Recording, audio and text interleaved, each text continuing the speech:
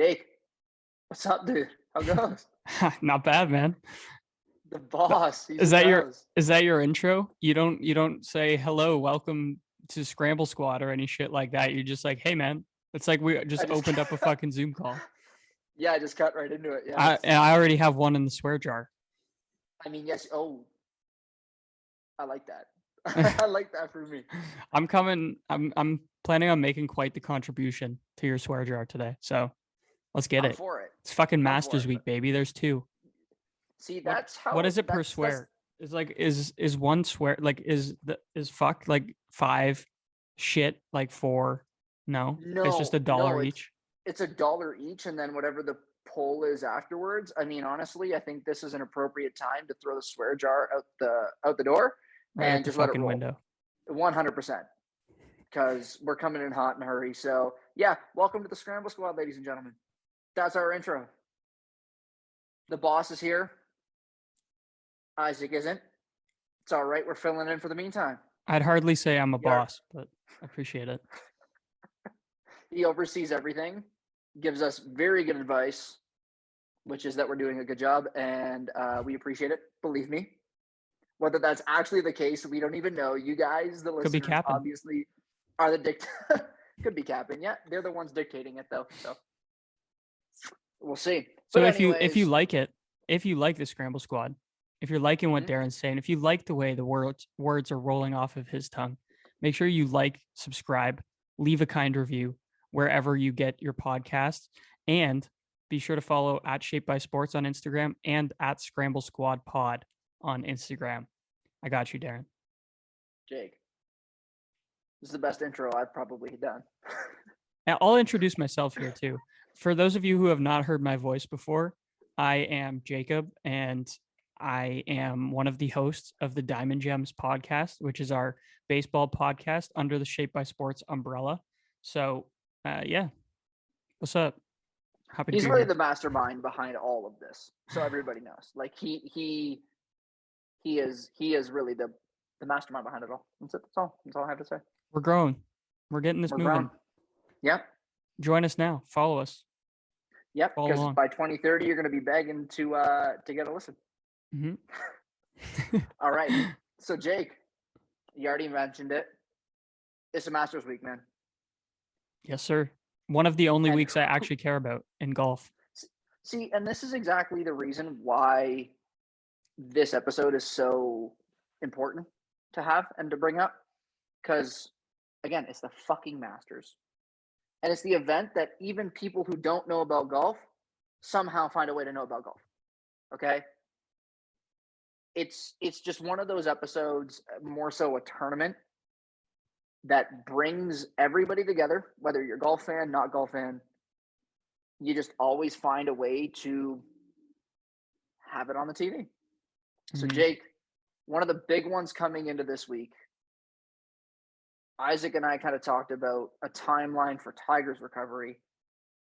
And man, did he blow that out of the water. He's setting our expectations like way out of the window. So, Jake, we got Tiger on the prowl. How do we feel about seeing Tiger walking at Augusta this week? Well, for those of you who aren't following Scramble Squad Pod on Instagram, first of all, do that, obviously. We put out an April Fool's post, I think, that probably pissed some people off this weekend. We basically said that the Masters are allowing Tiger to compete with a cart. And that was complete bullshit. That was just for April Fools. But, some people, it shows you, I learned from posting about that how much people really care about Tiger Woods, because man, people were absolutely like going off. I know Foreplay like posted something like, if you're making April Fool's jokes about Tiger Woods, you're dead to me. First of all, like, come on, grow up, get over it. It's a fucking joke. This is how we make fun of sad things. But yep.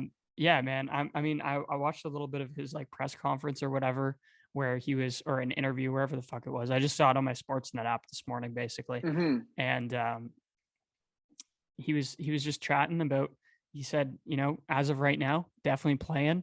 And the challenge for me isn't golf. The challenge is walking. I'm going to play 9 more holes tomorrow tomorrow being when you guys are probably going to hear this, which is Wednesday. And yeah, I mean, I didn't think he was going to be back in time. I thought it was definitely a stretch.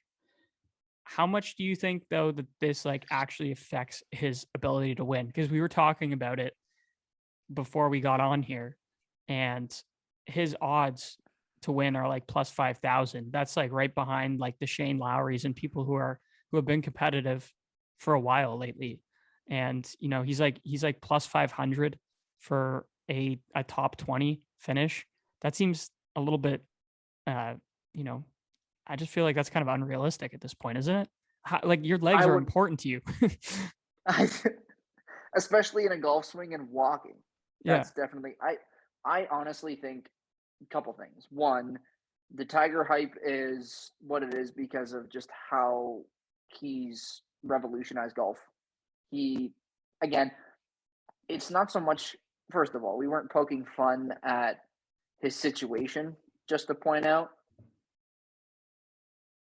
we're not saying that he's not any less or any more of a person by our joke, but it is one of those things. Jake, you had a great reference when we talked about it on our DMs. It's like, look, if any other person, again, a professional athlete, had a track record of Tiger Woods' history, majority of them, if they were on a team sport, probably wouldn't even be contracted. They wouldn't even be a relevant athlete. So fortunately enough for Mr. Woods, and again, I'm going to get in some serious hot water with anybody who has a very big Boner crush for on Tiger Tiger Woods Woods. here.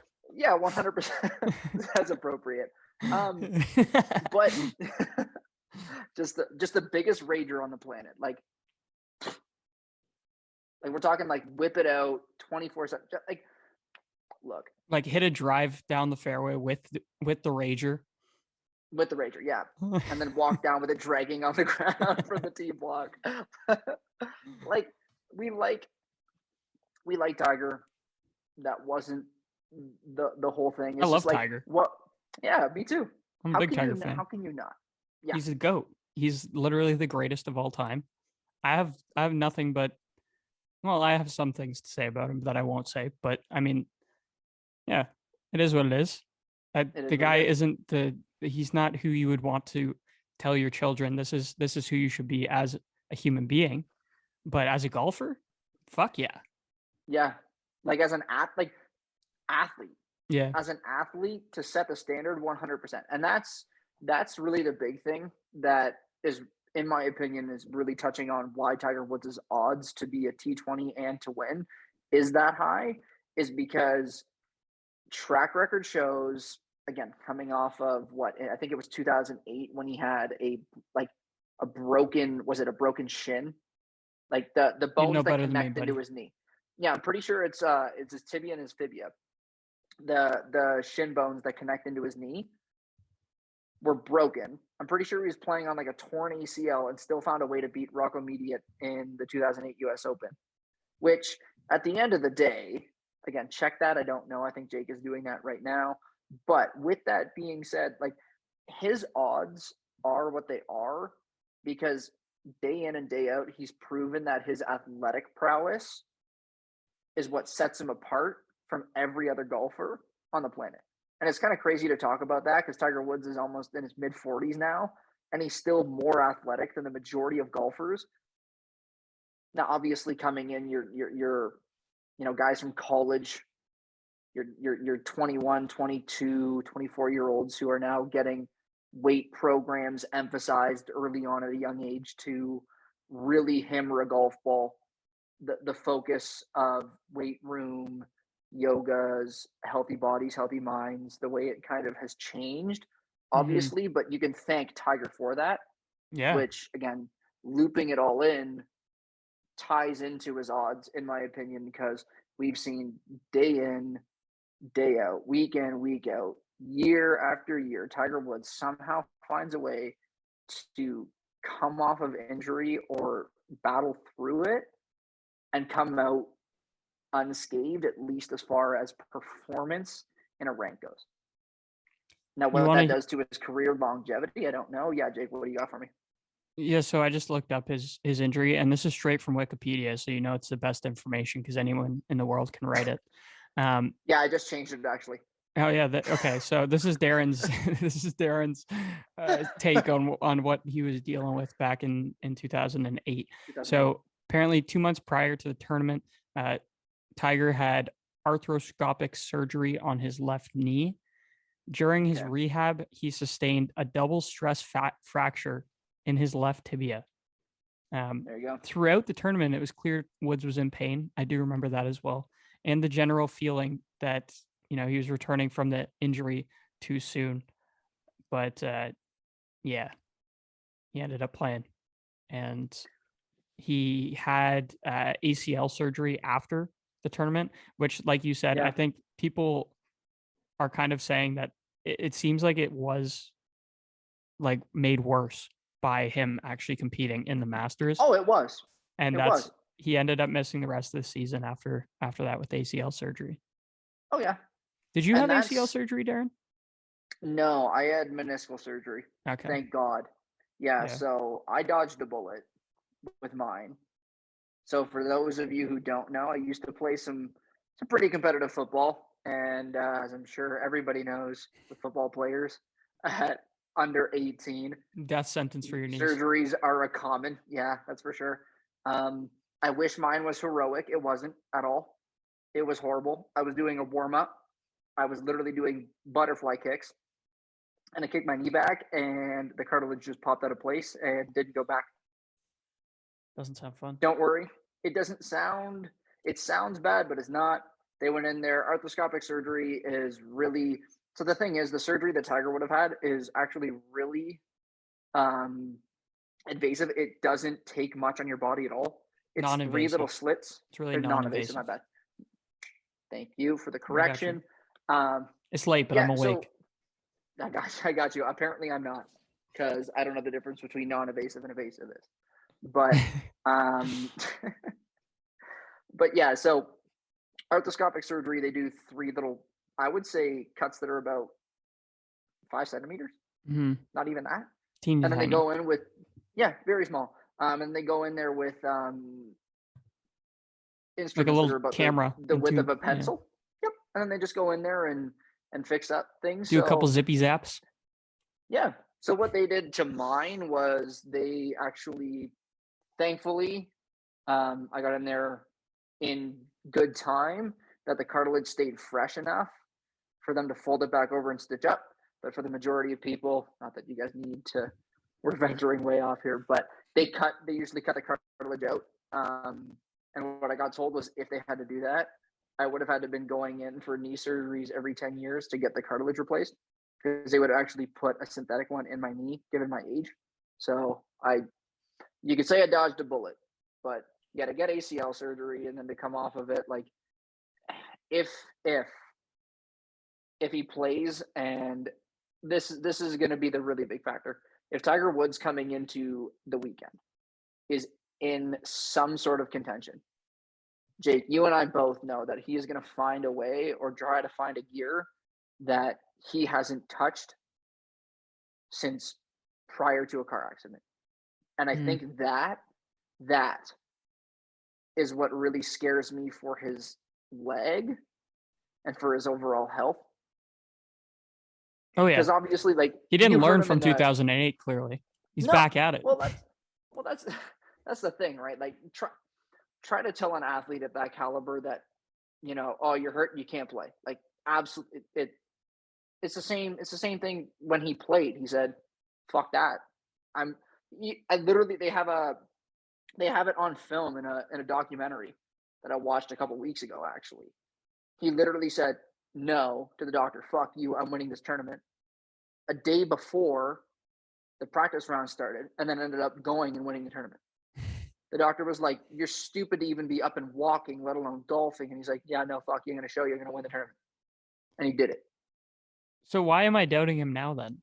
So I shouldn't, the plus 500, I do think it's got to be a different situation though, right? Like, how 100%. old is Tiger now? Like, he's in his 40s, right? Like, see, this is the thing though. He was still playing golf. he only had 8 weeks off, I think. Check my time, but I'm pretty sure he only had 8 weeks off before going into the 2008 US Open. He's had 7 months. Like the PNC, obviously, don't get me wrong, the PNC is a couple tournaments, but it's not a full day. It's not a full 4-day tournament. It's 3 days. And with the way his son was playing, I can guarantee you he did not hit shots, at least at the start of the tournament, that he is going to have to hit in the start of this tournament. So he's going to have 1 extra day to play, more walking on a tougher golf course, both mentally, skill-wise, as well as far as undulations and on your body goes in comparison to where PNC is. So you have that running for you. Mm-hmm. Plus, he also is by himself and playing on his own. So that's, to me, I think his odds are, again, for the same reason why I bring them up. History repeats itself. And people are like, oh, he's done it before, so he's going to do it again. But Jake, you hit the nail right on the head why I'm not optimistic, but pessimistic. Yep, that's the word. You got it, bud. That's perfect. That's the word. I'm pessimistic about him having those odds because he hasn't played a legit single tour tournament in 7 months. He almost lost his leg, and he's mid-40s. So I'm rooting for him. I hope he pulls it off. Again, here I am just backing up what I said when I was shitting on him earlier. But I hope he does and this is the thing, for the game.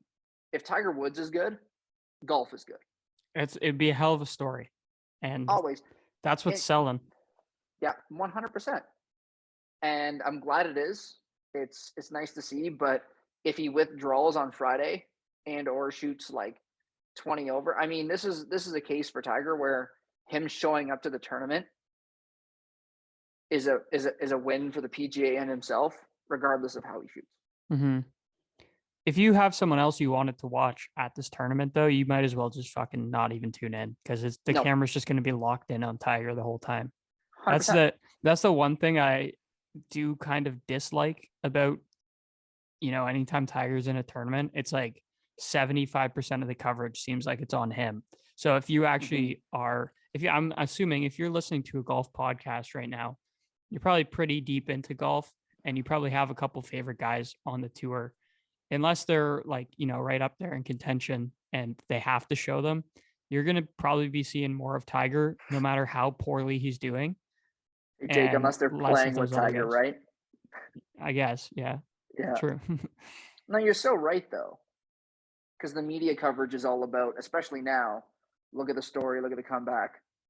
Even if he's not doing well, you and I could literally write both of these narratives. Mm-hmm. Oh, if he doesn't do well, but that's because he was 7 months off. He hasn't really played in a tournament. He's got nothing to lose except his leg. Nothing to lose.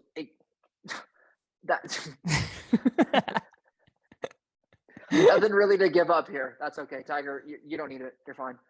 You know what? This one guy on Twitter, I can't remember the person's name. He was actually a former PGA pro. It was so fun. He literally said in a tweet, and I quote, "You could play naked, and if Tiger Woods is in the tournament, no one will even notice you." Yeah. Sounds about right, man.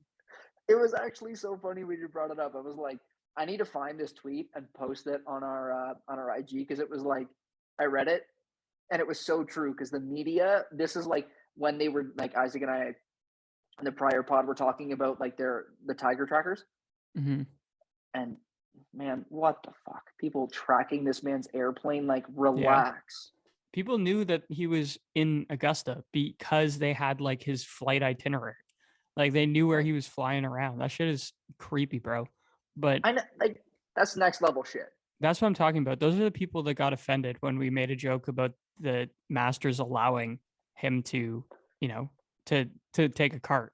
Like, obviously they're not going to allow him to take a cart, but if they were going to make an exception for anybody, of course it would be Tiger Woods, because of what he brings in terms of viewership and enthusiasm around the sport. Like, yeah, I mean, I'm really happy that he's going to be competing in the Masters. I'm making light of everything, but no, it's really cool that he's going to be there for sure. And Yeah. I'm excited to see what he can do.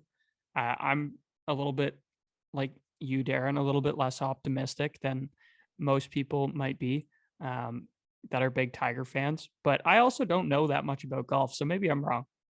You know? I mean, your guess will be as good as mine.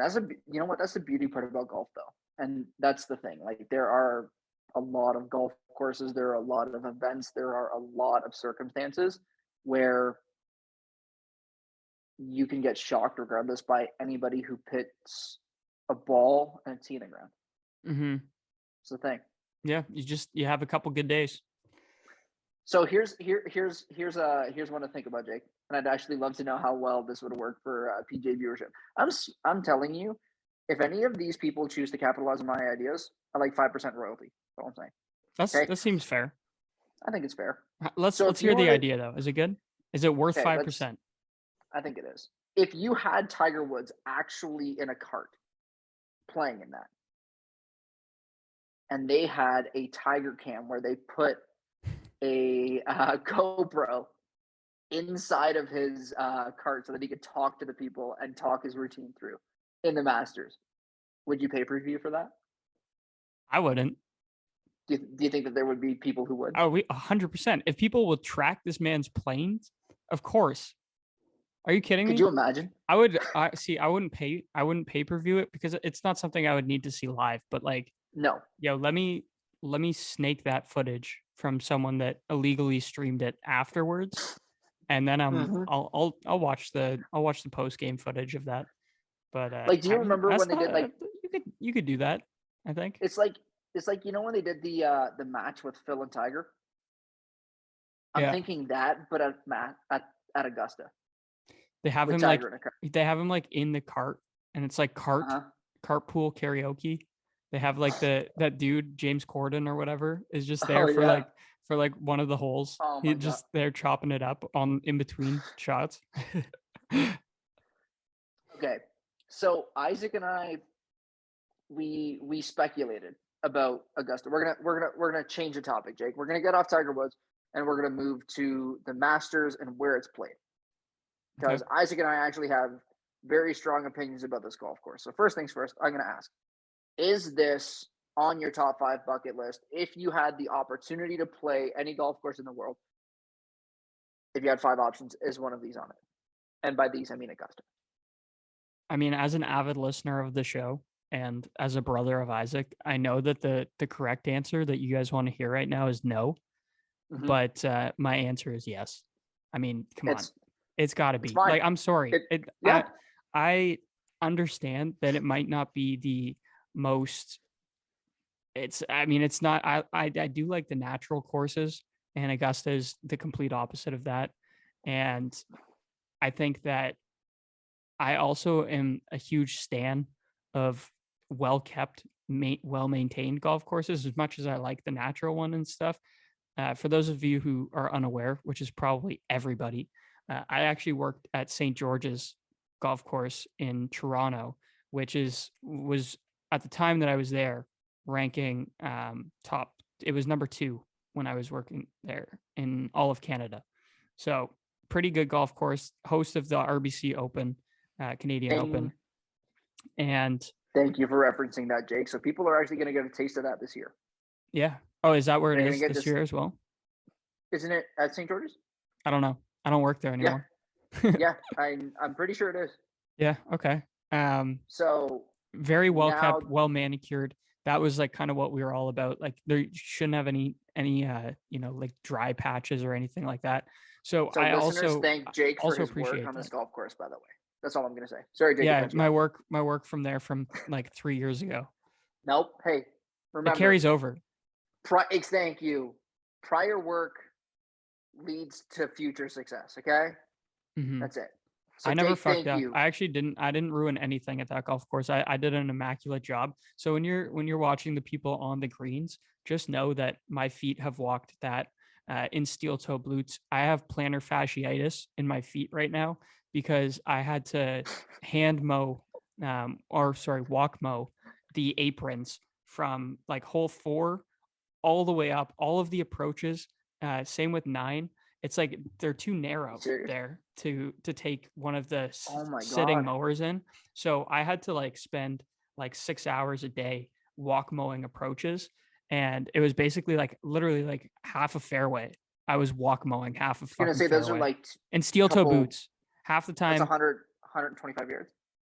Easy. Yeah. Oh yeah. Yeah. Some of them were for Oh sure. my God. Number 9, definitely. You'll see if anyone tunes in the whole approach there. Number 4, like I said, there's basically from the tee blocks, there's like a split fairway. Like there's like 2 fairways kind of.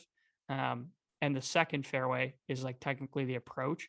Had to walk mow that whole thing. There's actually like a super steep hill there too that you're like kind of going sideways on the thing, like flipping it around. It gets nuts. The people don't understand, Darren, like what goes into these golf courses.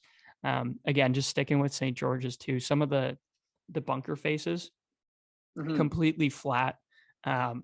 We did super unsafe things to mow those faces. We had like what were called like hover mowers, and we would basically be dropped down on like one knee, one arm, just swinging this fucking mower around in the grass. Like people would fall into the bunkers and shit, and the mower would It's come like Bush tumbling down League. near them. It was sketchy, bro. It's Um, fucking Bush League.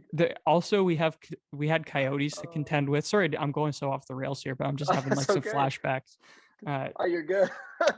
There used to be coyotes. I'm sure there still is. There's coyotes there, and Sick.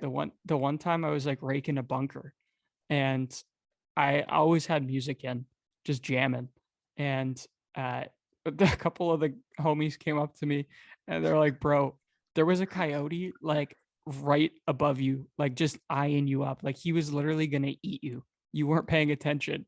And they came and scared him off with the cart because I was about to get mauled by a coyote. So just appreciate what goes into that. So long roundabout answer, Darren. I Yes. would 100% have Augusta in my must do bucket list because of the amazing upkeep, but really just for the fact that it is Augusta. Like it's just one of those places that almost no one gets to go to. It's so exclusive. If you have the opportunity to do it, I'm taking it over, like a Terra Edie, which is Isaac's favorite golf course, basically in New Zealand. I would have to go to Augusta over that. I can't wait till he listens to this. You're like, it's a good thing he doesn't listen to our podcasts. And listen, I would want to do both. Like, don't get me wrong, 100% I would want to do both. I appreciate them both for different things, but I think it would just be, it's not even just for the golf course. Like if we're putting architecture and all that aside, no, it's not on my bucket list, but just because of what it is. Yes. Yeah. 100%. It's exclusivity is the word I'm looking for. Yeah. Like the way it's maintained. And this is like Tiger Woods has won the Masters there, like the history of it. Like, come on, man. Yes. It's honestly, and the reason why I brought it up, and you hit the nail right on the head. It's okay to say yes, just so you know. And thank God. Isaac and I, obviously, in this realm, definitely are the oddball out rather than the opposite way. Because 10 out of 10, every 100 golfers that you're asking this question to, they're saying Augusta is absolutely on their bucket list because of its exclusivity, because of the way it's kept. It is one of the most gorgeous golf courses as far as maintenance goes that you can ever put. And that's why Isaac and I personally, I look at it and go, it is almost too fake to be real. Mm-hmm. And that's how good of a job they do. Mm-hmm. But then I look at it and go, some of it is fake though, right? That's the thing. You're like, so for what Augusta is on TV to what it is in person, I will never have the privilege of being able to play Augusta National. If I ever do, there is a gentleman that I work with whose brother was a Navy SEAL who got the opportunity to play 9 holes on Augusta. They only give him 9? They only gave him 9. Yep. for 20 years of service. That is how exclusive that golf course is. It almost makes you hate them, though. It really does. That's the thing. It's like presidents aren't even able to play on Augusta National. Yeah, this is why I'm taking it. But also, I think the fact that you see it on TV all the time. Like I said, I'm not like, I like golf. I like playing golf more than I like watching and following the sport or activity, depending. Well, we should get into that, sport or activity. But you know, all day. But I mean, yeah, the fact that you see it on TV and stuff, I feel like seeing each hole, like Amen Corner and everything, on TV, and then just being able to kind of be there in person and check it out, I think would be amazing. I'd also love to just go to the I don't even need to play there. I would love to actually attend the Masters and just kind of see the course from that standpoint as well. I my golf game is shit enough that I don't care really. Like I'm more about like experiencing the golf course itself rather than having a golf experience at the golf course. Why do I feel like you and Isaac are always on the same page when you don't give yourselves enough credit on the golf course? Like, okay, let's get real here. All right. Because for when we played at Brookfield, I remember, dude, we would play skins games with you, your dad, me, and Isaac at Brookfield. Mm-hmm. And like, it was never not close when we played.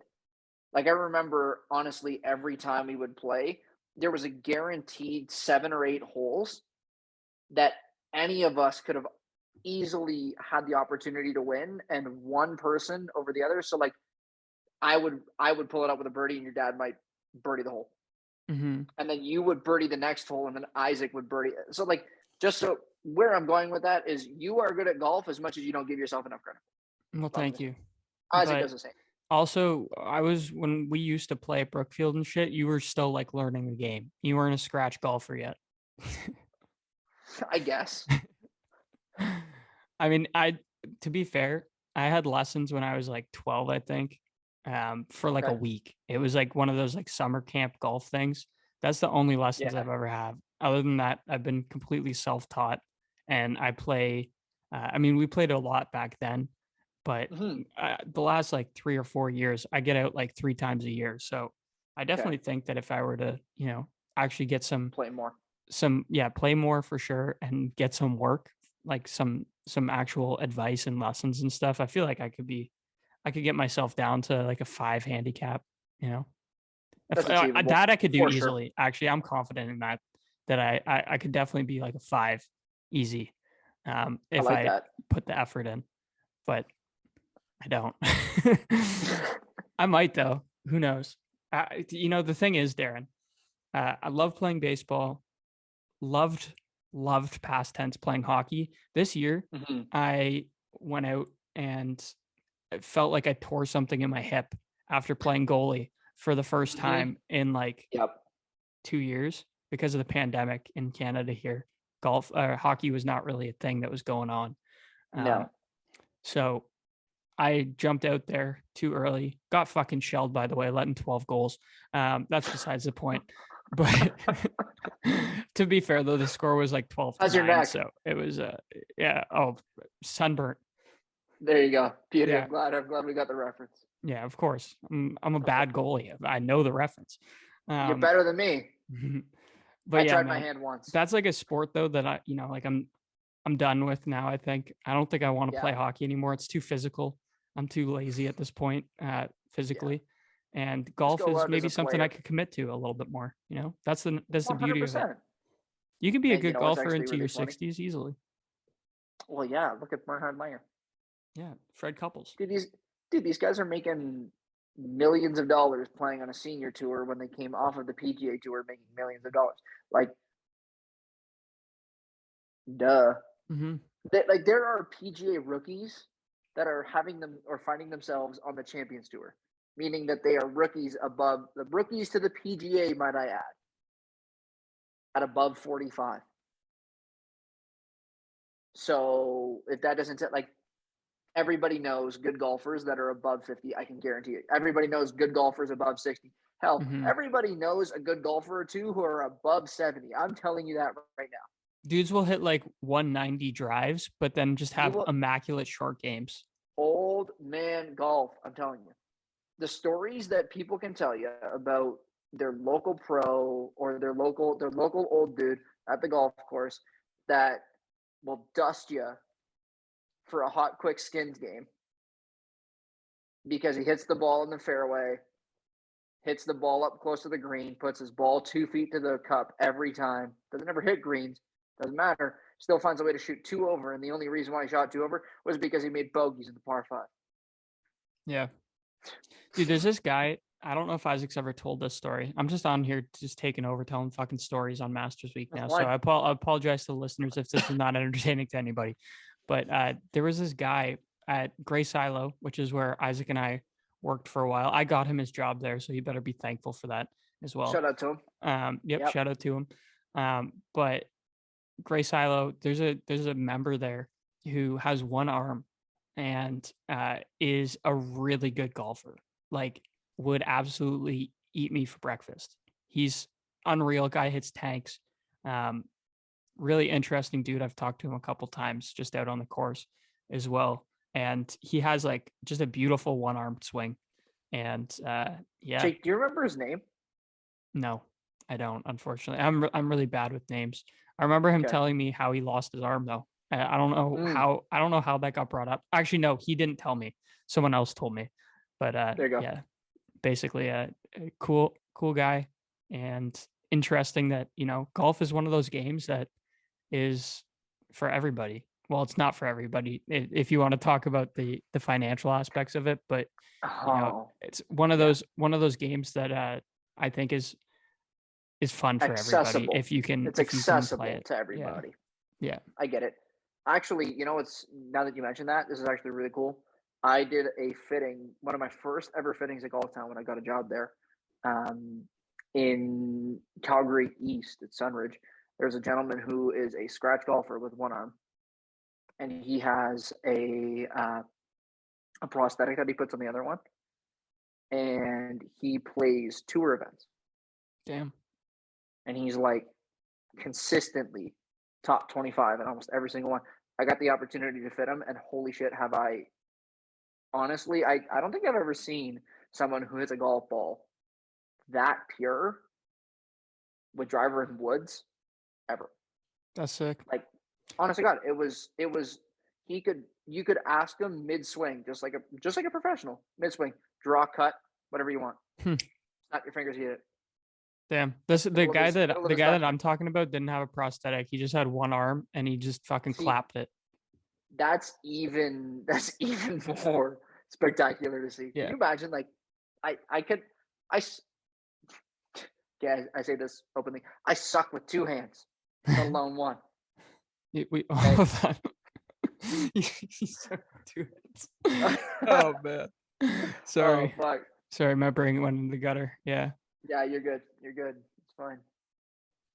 Okay, so we're gonna revert back to the reason why Darren and Isaac don't like the Masters, or not the Masters, I Augusta. forgot this is So going on YouTube. People are gonna see that. that's good. So yeah, check this out on YouTube if you want to see my ugly mug. Suck it Yeah, with if two you want to see a hands. face in the name. Yeah, if you want to see an ugly mug suck it with two hands, go go on YouTube on the Shape by Sports account. We're gonna plug it again. That's where you can find it. Yeah. That's the page. Yeah. So part of the reason why Isaac and I don't like Augusta for what it is because just like we mentioned earlier, and Jake, you mentioned it, there are parts of that golf course that are so set up for TV that it draws away from a lot of other course architecture that doesn't have the opportunity to stage it for TV. So where you'd see a lot of places like Terra Edy, a lot of places out in colder Wisconsin, building golf courses, or Oregon. My bad. What the fuck am I talking about? I was like, Wisconsin. Wisconsin. Jesus What are you Christ. talking about? There's nothing in Wisconsin. What the hell? I'm talking Green about Bay Oregon. My Packers bad. is all I know about Wisconsin. Jesus Christ. It must be late tonight. My goodness. But beside the fact, talking about banded dunes and a lot of golf courses that are shaped naturally, pure architecture is, again, Isaac's thing. Mm-hmm. I love the beauty of golf. Now I golf to golf, but those golf courses to me, again, having the opportunity to stage with natural landscape versus what you'll actually have for what TV is the reason why Isaac and I are more drawn towards those golf courses over Augusta. And this isn't to discount the fact that people work their bag off. It's not to say that Augusta isn't designed flawlessly, because it is. It's just one of those golf courses where you look at it and you're like, again, prototypical PGA. It is put on the highest pedestal because it's made for television. That's my take. When we get Isaac in here as soon as he can be, he's going to tell you his take, which I'm sure it's going to sound similar to mine, just in different wording. So, More hateful, yeah. probably. More hateful, yeah. More passion. He'll Sure. be passionate about it. Sure. Yeah. Okay. So, Jake, you know what I actually did want to bring up, and this is going to be so cool. I think this is the best thing that Augusta's ever had to do. Huge culture shock. Well, obviously they've had international winners in Spanish winners before. Is that Sergio Garcia? Yeah. Sevi Ballesteros is one also here. There's been a list of Spaniards that have won. But I'm actually really interested. Have you seen the Champions Dinner menu that Hideki Matsuyama put up? No. Dude, it was fire. I'm gonna pull it up on Instagram. It looks so good. Like, we're talking like Japanese. Like, the one thing for dessert was a Japanese. I think it was a cheesecake. Like, it looked so good. Like, they asked, I guess, one of the like in the media day.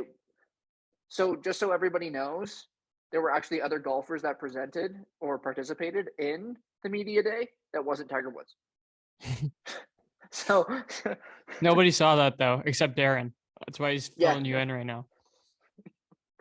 Well, I'm not. Yeah, I don't know if I didn't watch it. I just heard about it. So the Champions Dinner menu from Hideki Matsuyama goes as follows: the appetizers are assorted sashimi, pardon me, and nigiri is how I believe you spell it or say it, Nigiri. I don't fucking know, man.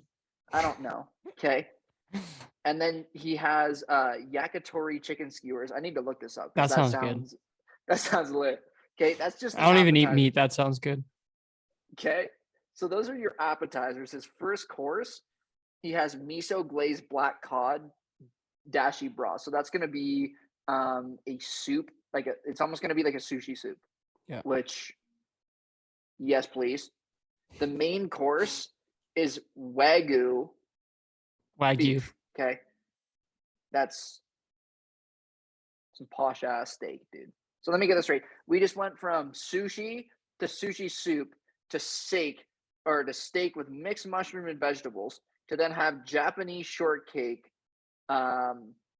served with a side of strawberries. This is at Augusta, like the media day. This is what they're serving people?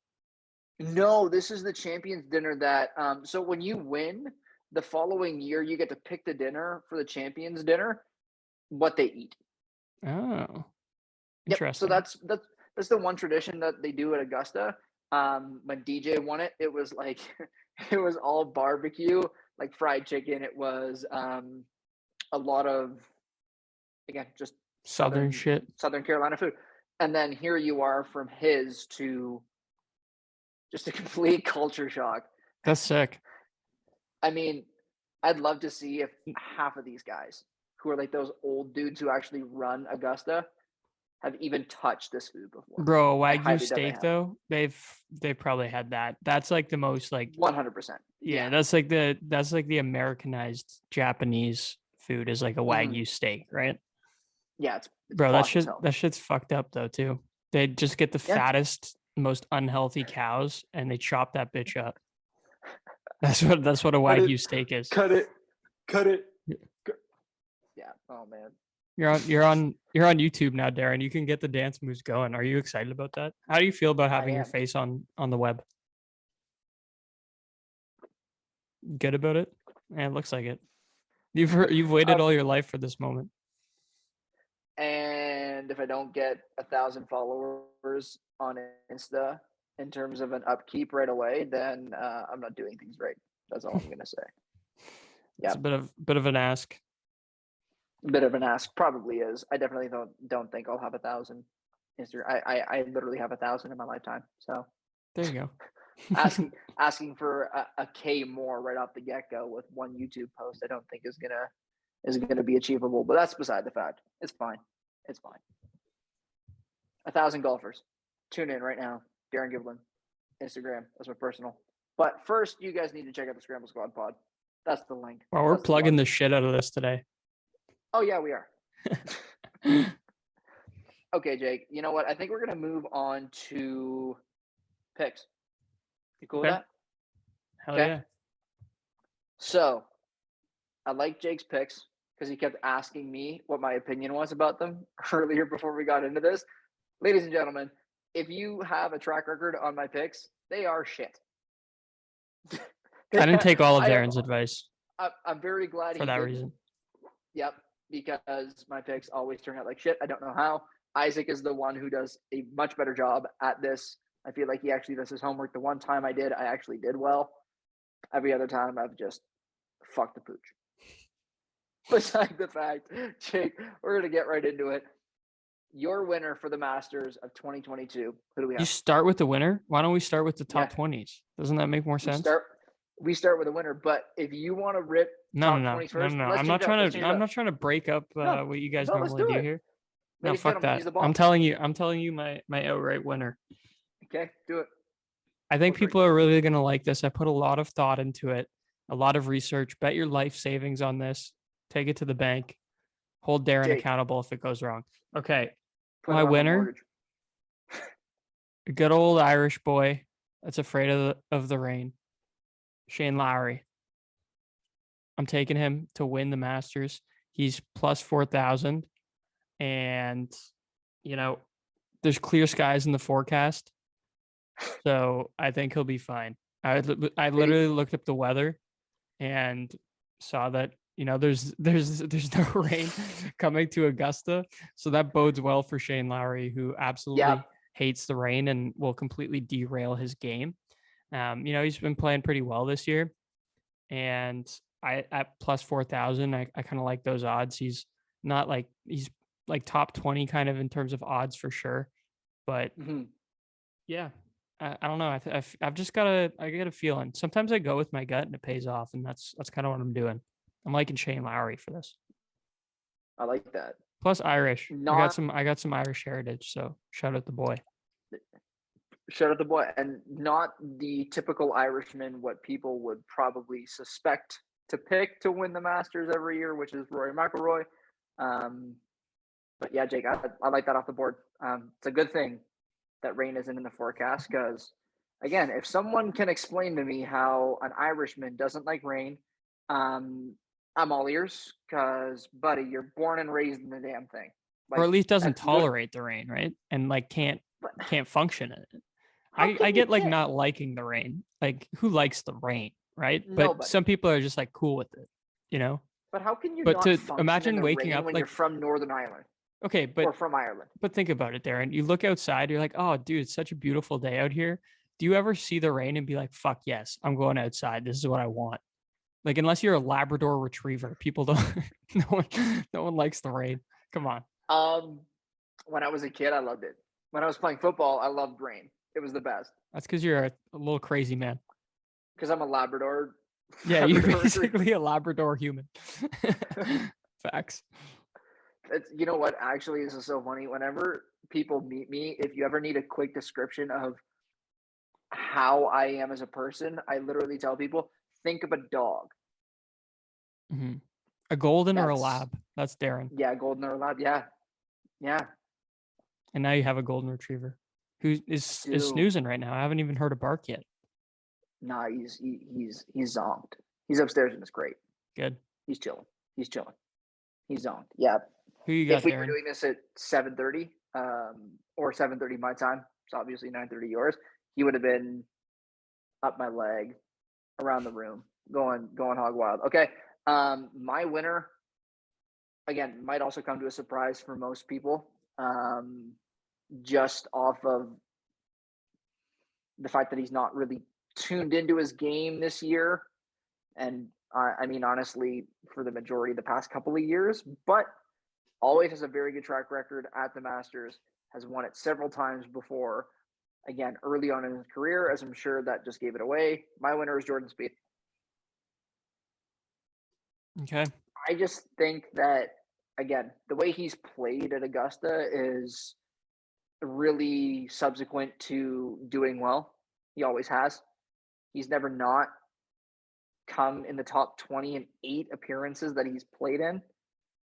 So wasn't it top this man 25? He hasn't wasn't top finished 25. outside of top 25. Yeah. Top 25. So thank you for that. So yeah, there you go. Eight times where, again, even 30th in this, to use it as a better solid reference, like, or as a number, sorry, to not be below a 30th position in 8 starts of the Masters says something. Yeah. Because even the best He likes falter it. at this golf course. So I like Jordan Spieth. I think he finds a way to get it done. His game and just the way he plays suits well for this golf course. I think for him, if his putter gets hot, that's the key for him. If he nails putts outside of 20 feet, like he did in 2015, 2016, where his stats in terms of 20-foot putting were just fucking bananas. Yeah, it's his tournament to win. Following you on that train there. I'm taking Jordan Spieth as one of my 3 top 20 picks here. Just for what you said, like 8 appearances, hasn't been outside of top 25. Of course, it seems like, you should definitely take him. So I'm taking him there. I have been kind of worried about his play as of late.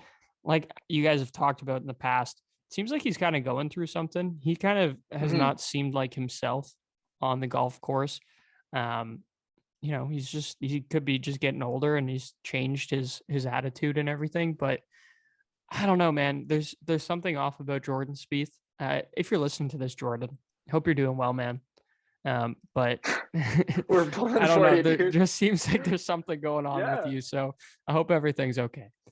I'm glad you didn't take it as dark as Isaac did at Pebble on that pod, dude. I think Isaac was feeling Jordan Spieth's pain, dude. That was deep. Yeah. Oh man. That was a tough call, but I mean he's not wrong. The dude's literally competing for golf and he's risking his life at the edge of the thing. You got to be going through something, I think, to do that. To be doing that. I mean, you got to have a serious itch to win, or do exactly what you and Isaac just suggested. Be going through some pretty dark shit. Yeah. Okay. Anyways, beside the fact, my first T20 is, again, somebody who I'm sure Jake's going to mention too, because it would be based on historical events, dumb not to. I'm taking Jon Rahm. Yep. Coming into Augusta, he's on a streak. 4 consecutive top 10s. Playing really well. I mean, how can you not with Jon Rahm? Again, world number 2. And the only reason why he's world number 2 is because he hasn't won since the U.S. Open at Torrey Pines. And Scotty Scheffler's just gotten hot at 3 of 5. And that's the thing. Like, anybody who wins 3 of 5 who would be in the top 20 world golf rankings is going to be in first. Isaac and I touched on that in the podcast earlier, but that's not earlier, but last week. And that's just how it's going to be. But beside the fact, Jon Rahm, you're my first T20 lock. He's at minus 188. So it's pretty surefire bet. I mean, yeah. Yep. Jake, who's number 2 for you? Jon Rahm as well. There you go. So I mean, I don't really need to add anything else. Everyone, it's one of those things where it's like, you fucking know who Jon Rahm is. Like he's always going to be in the discussion. We just did our award winner picks actually on the Diamond Gems podcast for season predictions. Okay. So we predicted like our Cy Young winner, our division Mm. winners, our MVP, all of that type of shit. So if you're interested in that, make sure you go check that out. But it was kind of the same thing. Spoiler alert, I picked Vlad as MVP. And it was kind of just one of those things where it's like, It's a great sometimes pick. you just have to pick the favorite, you have to pick 100%. a guy that's going to every year put himself in contention. So it's the same with John Rahm to win the Masters, in my opinion. He's just the best, frankly, and or at least like top 3, safely to say. I mean, he is top 2, he's number 2 right now, like you said. But it's safe to say, right, that he's easily like top 3 in all of the PGA Tour right now. So why would you not pick a guy like that for a top 20 finish at the biggest tournament of the year? Arguably. Yeah. And it's not arguably, exactly. right? Masters is the biggest tournament. Would you say that? For every, yeah, you could definitely say that. Okay. I think you're spot on. Okay. My number 2, 3. and again, comes to a surprise. Number 3, right? So you're going to be on your 3rd coming up. I am on my 2nd. I went Jordan Spieth as my winner. John Rahm as 1 top 20. My 2nd top 20 is now going to be, again, coming to a surprise because he's not playing well. If, again, is it Ricky Fowler? About this. Oh my God. No, he's actually not even in this tournament, dude. He didn't make it. Oh no. He didn't even get invited. He's Poor not Ricky. even playing. Poor Ricky. I know. That's why I love Ricky Fowler. I know. Man, I was saying this. As soon as he signed with TaylorMade Golf Balls, it's actually really funny because I just heard on the media day with Rory that he switched his golf ball back to the prior gen TaylorMade golf balls because these new ones have just been absolutely useless for him. And I'm like, man, you sign Ricky Fowler for, I think it was a 5-year contract with TaylorMade golf balls. And dude, ever since he started that contract, his game has been it's like Bubba Watson when he signed with Volvic. Like Bubba Watson contemplated quitting golf because the golf ball couldn't curve and play the way that that is literally how detrimental a golf ball is to your golf game. It can turn good players into a point where they want to quit the PGA Tour because they don't have the golf ball do what they want it to do. Here's a question for you. Why the fuck would you sign the contract? Obviously you want the bag, but why would you, did you not hit the range with these things first? You would play a few rounds with it? Like, what are you doing? I don't know. Well, like the few rounds, I mean, yeah, you'd have to do it off camera because obviously, well, I'm like, no, you could. I really don't understand why they didn't. Like, what kind of testing, what goes through these guys' heads? Like, obviously, secure the bag. I mean, if TaylorMade's gonna, honestly, Jake, if TaylorMade's gonna pay me like $20 million to get out of a Titleist Pro V1 to play a TP5X for 5 years, yeah, I'm taking the bag. I don't care. Obviously, obviously it's not coming to him now because at first it was good. Everything was all good and well. And then, shit hit the fan. Mm-hmm. I mean, is it the ball to blame? Maybe not. Is it just exactly the case with Jordan and Spieth? However, off track, getting into it. Not bad. My T20 for number 2 is Colin Morkawa. If he can get his game in, and by game, I mean his short game, which has been abysmal on the tour this year. Like, his stats coming in fairways, tee to green, strokes gained, his ball striking is still where it is on the tour, like where it has always been. In his first 3 years, he's had 5 wins, and 2 majors. So, like, this guy's game is there. He can easily win it. He can easily do it. This is one that he hasn't won. So he definitely has an itch for it, but his short game this year has been just literally one of the worst on tour, statistically. And that's what's really shooting him in the foot. So if he can get that figured out, man, this is going to be something to watch. Okay. So that's my lock for Do you have T20. any inkling of to why you think he could figure it out in this tournament? Because, I mean, Masters notoriously have very difficult greens, if I'm not mistaken, Difficult correct? greens. Oh, 100%. you're spot on. And I mean, the only thing that would make me think about it is that he has such a will and a drive to win this tournament and to perform on such a stage that, everything in the past so far has been out of the window. And he just, again, just like all great athletes and what Tiger was, just find a gear and get it done. Would you say that putting is the most mental part of golf? Oh my. Is that too real of a question right now? Here, why don't you sit with No, that? Do you want to sit with I'd that? And love to. You know what? I can say my pick right now. What do you think about it for Yeah, a give me second? that. Give me that. Yep. My final top 20 pick is going to be Daniel Berger. He is plus 120. He's been playing well lately. It's always been kind of in and around the top 20s of late.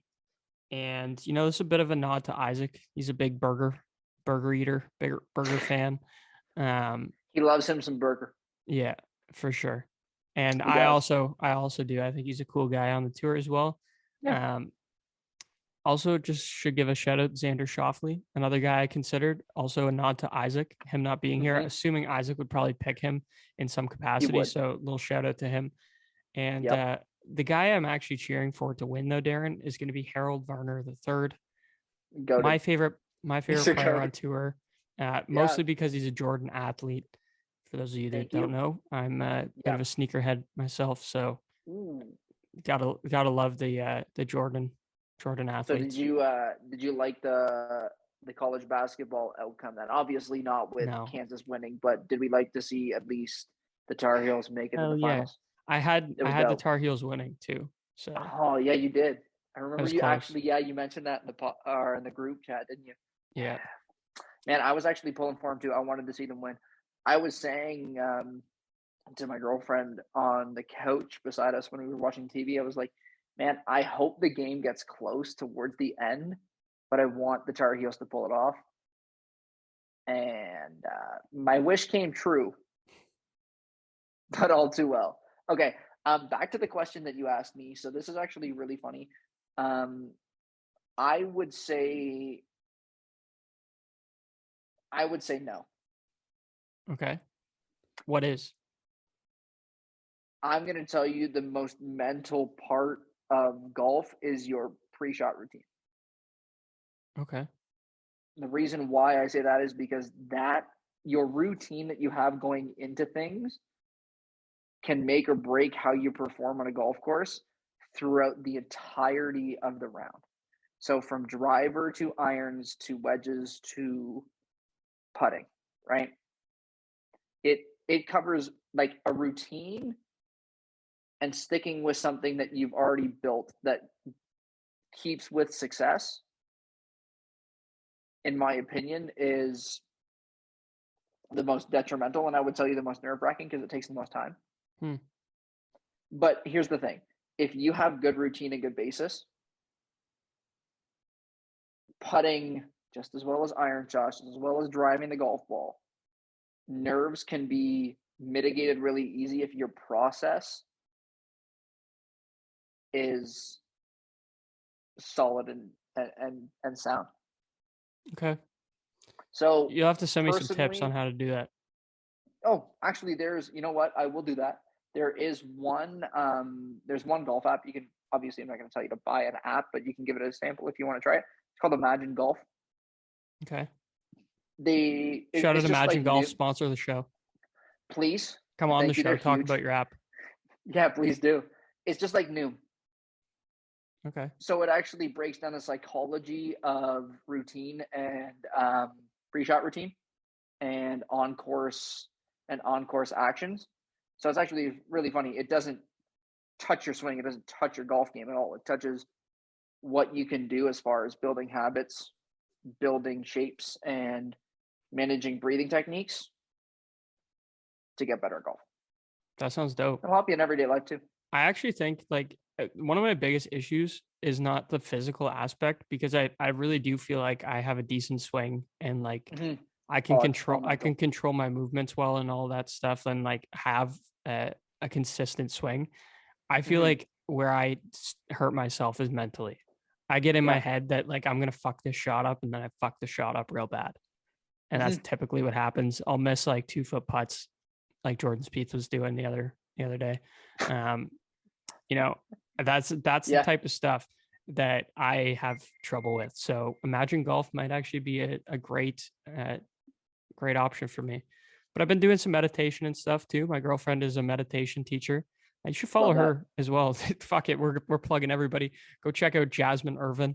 If you want some meditations and stuff, that'll help your golf game for sure. Actually, yeah, send her.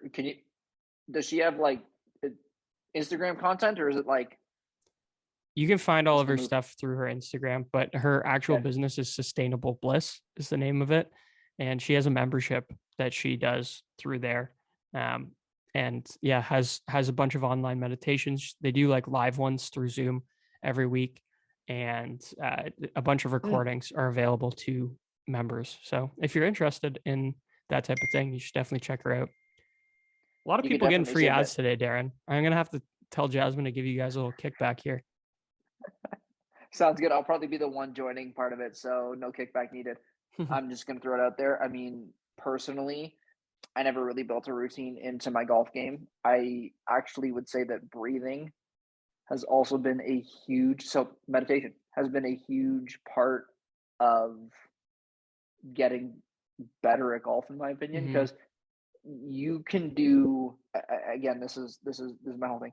If you have a good routine and a good foundation, even when you get into a shot and you're like, fuck, I'm gonna fuck this up, you can back out, go right back into your routine and go, I've done this boatloads amount of times before, take a couple breaths, go, I'm good, I got it, walk right back up to it and be like, even if you have that thought, your routine is good, and 9 times out of 10 you'll end up having the same result anyways, if what you're doing before is indicative of what you've done in the past.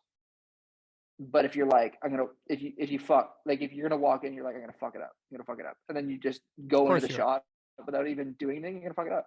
Yeah. But if you have a routine that sets a standard every time you hit a shot, and I think that's the biggest thing about professional golfers too, is they hit so many golf balls. Like, I can guarantee you there are guys on the tour when they're, down their final stretch, 17, 18 holes, going, what happens if I hit a hosel rocket when I'm leading by 1 at Augusta on 17?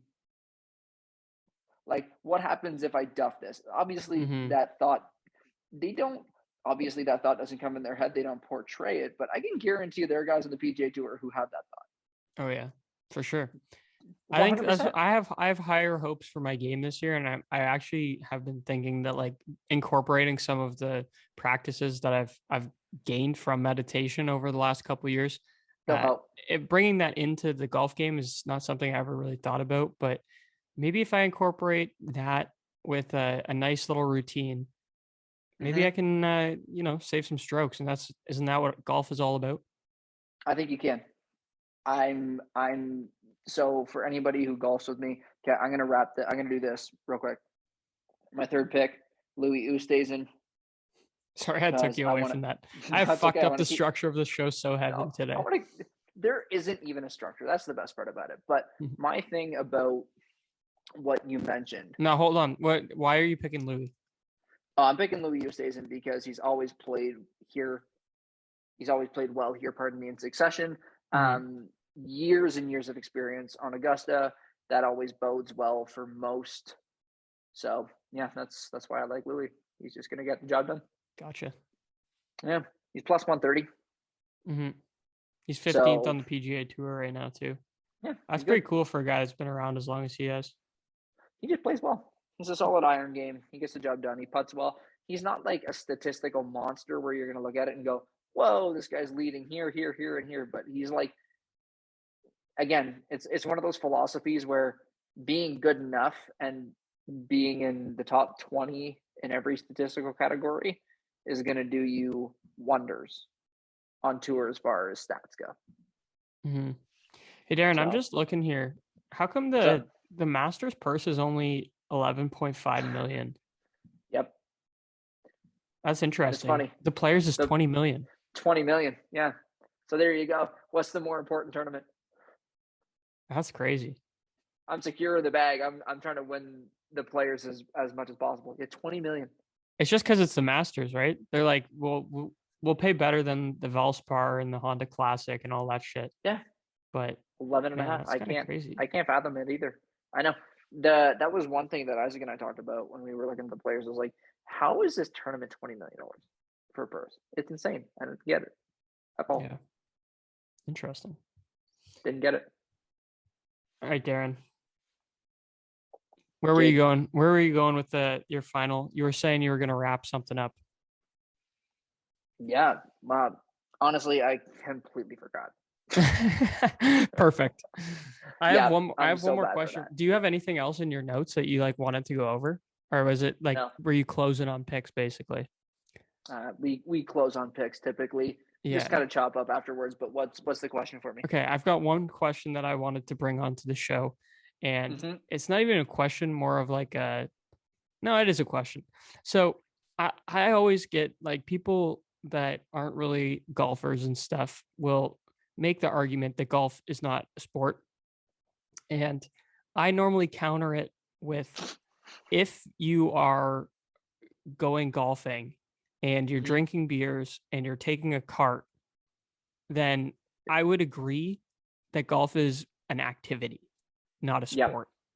Yep. Agreed. But the way that professional golf goes down, more of a sport. It's a sport. And would you say that, so getting back to Tiger here, I think we come full circle to Tiger. Like you said, you know, he is a true athlete. You can't look at Tiger Woods, and especially in the prime of his physical career and say that guy is not a fucking athlete, right? So do you think you'd be fucking bananas if you said that? How long do you think it will take before we see, like, we don't see Daniel Berger and, you know, the guys, like, I can't even think of other people off the top of my head right now, but who was that? Oh my God. This is going to drive me nuts. There was a guy that was like up there for a while who was obviously overweight. Still very competitive at some big tournaments for a while, but then kind of fell off the face of the earth. I cannot think of his name. Definitely not John Daly. John Daly makes golf an activity also. Yes, he does. See, and that's, I think that, so I don't know who the person's name is. I'll give you the opportunity to look it up here, Jake. Beauty. This is where I'm going to go with your question or kind of point of emphasis. I would say that golf is a way to neutralize athletic ability. Does that make sense? Like, you could be an unbelievable athlete and suck shit at golf. You could be you could be the least athletic person on the planet and be good at golf. That's the thing about it. So what constitutes sport, and why I'm sure a lot of people don't get golf associated with it being a sport, is because, exactly like you said, if you're going out, you're drinking, you're just on a cart, you're motoring through, you're not really getting active or walking. Yeah, I would agree. I don't think that you can't turn around and say, like, oh yeah, that's a sport. It's an activity. Mm-hmm. It's an activity for sure, because the act of golf, it is athletic, but it's not sporty. I get where people are going with that. Mm-hmm. But at the same time, for anybody who is an athlete who has never golfed and doesn't think that it doesn't take athletic ability and or coordination that you would need like a sport, so a lot of factors or characteristics of other sports that you would need to golf and try it before you knock it. That's always my argument. Like, you could put, like, have you watched, here's a perfect example. You watch Tyler Hero golf? No. You watch any NBA athlete golf? No. You watch any hockey, like NHL player golf? Frig, Paul Bissonnette and Ryan Whitney have their own YouTube channel called the Sandbaggers Invitational. Okay. NHL athletes suck at golf. Yeah. Brutal. Horrible. They suck. And you look at it and you're like, okay, so there's that, and then you have John Daly. Yep. It's crazy. You have guys that you, and this is the thing. Like, okay, so here's a good question, totally off the rails. Is are F1 or race car drivers, like, is that a sport? No, I don't No? think so. I Why mean, not? because it's the car.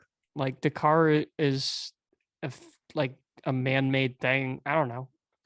I I don't guess. watch it enough to be fair, but to me, I don't Yeah. think fucking racing, like a race car driver, is an athlete. I think you're a race car driver. I think it's a badass job. I think it's pretty cool. Fair. But I I definitely would love to be wouldn't an consider F1 you an driver. That would be athlete. so dope. Could Yeah, you you're imagine? literally sitting. You're fucking Yeah. sitting in a chair. How could Man, that be a sport? the amount of work that those Unless guys it's like do on their rowing. body. I guess that you could do like rowing or like kayaking. You're technically It's sitting actually as well. crazy.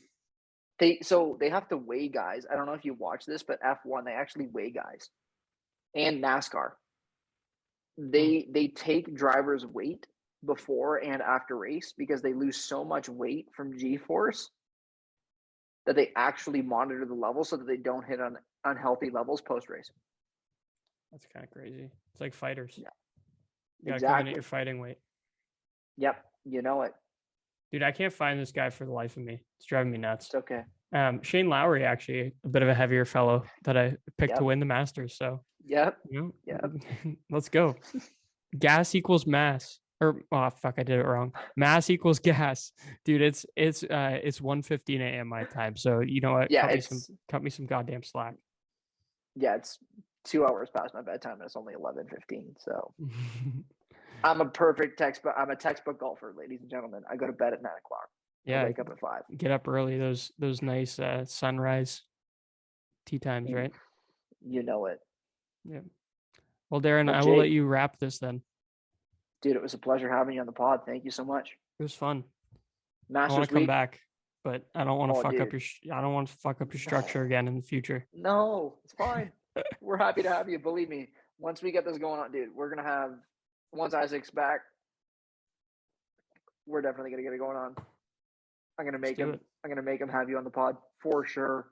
Dude, Unless you get feedback from everyone else, and be honest, people, if you didn't like me on this podcast, tell them. DM at Scramble Squad Pod. You have to follow them to DM them though. You fucking I'll get bitches. booted before you get booted. And yeah, I don't think so. You actually bring valuable insight. I'm just an idiot that likes to talk. So if you didn't like me on this podcast, tell them, and I won't come back. I promise. But fuck Says you. he doesn't have valuable insight. Yet worked on one of the only golf courses that hosts the Canadian Open. So beside the fact, guys, thank you so much for tuning in. Hope this one is a good one. You know what we are. You know what we do. The boss man in the building, representing, holding down the fort. Jake, thank you so much for your time. Guys, it was an absolute pleasure. It's the Masters Week, so enjoy your time. Tune in. And that's a wrap. We're good. Peace. Jake. Go Harold Varner the third.